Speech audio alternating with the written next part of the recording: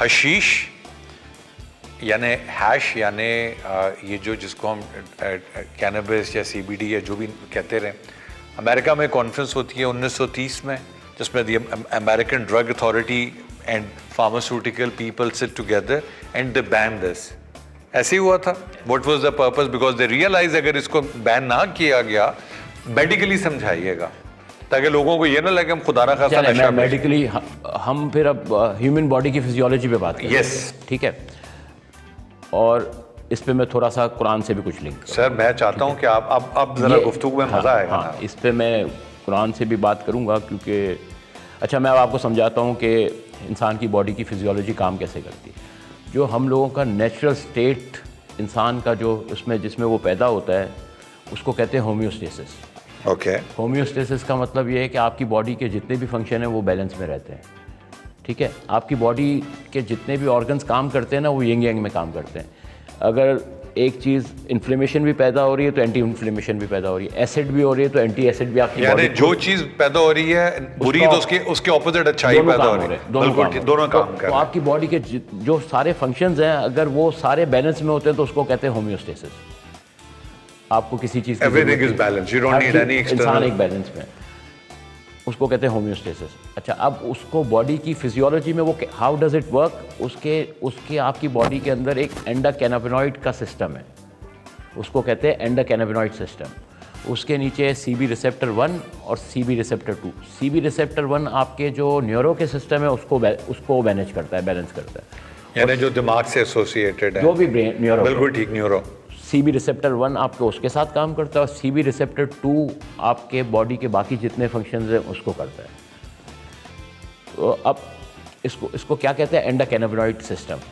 और ये जो कैनबिस जो प्लांट है उसको कैनबिस का प्लांट कहते हैं। और इसके अंदर जो सारे एंडोकैनाबिनॉइड और कैनबिस।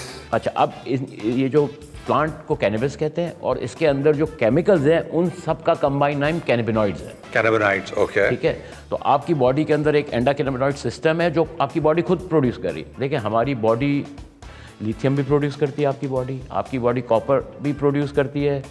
हमारी बॉडी इंसान की बॉडी से कॉम्प्लेक्स केमिस्ट्री की फैक्ट्री तो कोई और हो नहीं सकती। मगर ये प्रोड्यूस जो करती है सेल प्रोडक्शन है जो हम इनटेक करते हैं उसके। तो देखें, बहुत सारी चीज़ों के रिएक्शंस होते हैं। इनटेक हम बहुत सारे ऐसे इनटेक्स कर रहे हैं जिसकी वजह से अब नहीं हो रहा प्रोड्यूस।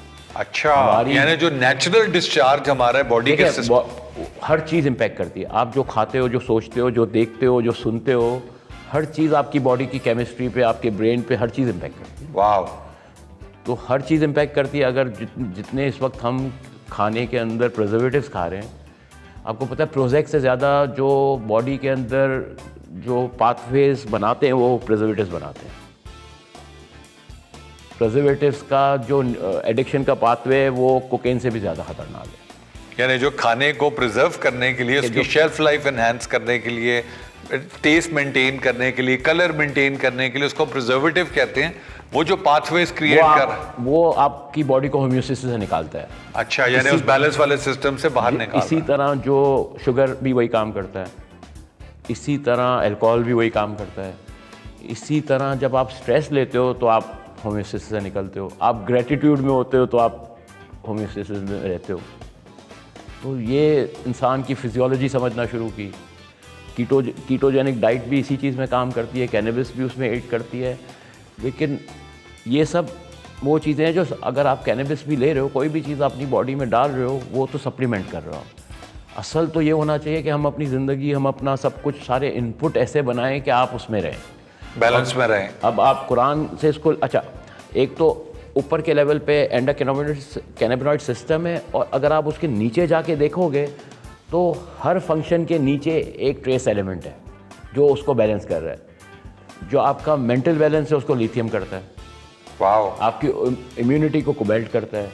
तो इसी तरह ट्रेस एलिमेंट्स हैं जो नीचे के लेवल पे आपकी बॉडी के फंक्शन को ऊपर एंडोकैनाबिनॉइड सिस्टम है, नीचे कोई ना कोई ट्रेस एलिमेंट है जो आपकी बॉडी। इस वक्त तक अली भाई साइंस ने जितने एलिमेंट्स दरियाफ्त किए हैं दुनिया में वो सब आपकी बॉडी में है। वाह। एक हर इंसान की बॉडी। मेरी बीवी मेरे सोते वक्त मेरे में सोना ढूंढ रही है। अच्छा, but on a serious note, let's not distract. Okay, तो अब कुरान से इसका रिलेशन अब कुरान में अल्लाह ताला ने इंसान की तख्लीक के बारे में बताया है कि मैंने इंसान को काली खनखनकती हुई मट्टी के गाढ़े से बनाया है। तो काली खनखनकती मट्टी, हम तो बस ये कहते हैं ना मट्टी से बने, भाई काली खनखनकती मट्टी इज़ हैवी मिनरल सैंड, ठीक है। उसके बाद अल्लाह ने कहा, मैंने उसके बाद इंसान के अंदर बैलेंस क्रिएट किया और उसके बाद अपनी रूह फूकी। तो अब आप अगर काली खनखनकती हुई मट्टी को खोलोगे तो वो हैवी मिनरल सैंड है, उसमें ट्रेस एलिमेंट्स में लिथियम भी है, मतलब ट्रेस हैवी मिनरल सैंड है, उसमें हैवी मिनरल सैंड से ज़्यादा रिच सॉइल कोई भी नहीं होता, उसमें सारे ट्रेस एलिमेंट्स होते हैं। क्योंकि जो हैवी मिनरल सैंड होती है यूजुअली बीच सैंड होती है, काली जो मट्टी होती है, ये पहाड़ों से जमा हो के करोड़ों साल में जो जिस पे हमने डील की थी। हाँ, तो अब आप उसको ये समझ, अब फिर आप जब बैलेंस को समझो तो वो पूरा होम्योस्टेसिस और ये आ जाता है।